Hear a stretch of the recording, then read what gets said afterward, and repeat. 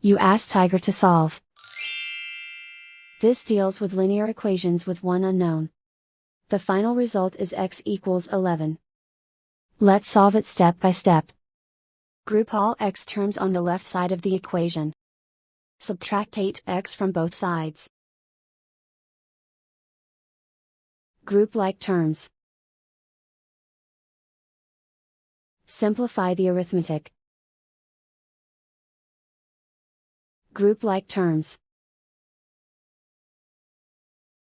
Simplify the arithmetic. Group all constants on the right side of the equation. Subtract 7 from both sides. Simplify the arithmetic.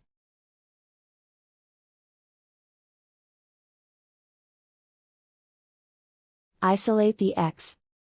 Divide both sides by -2. Cancel out the negatives.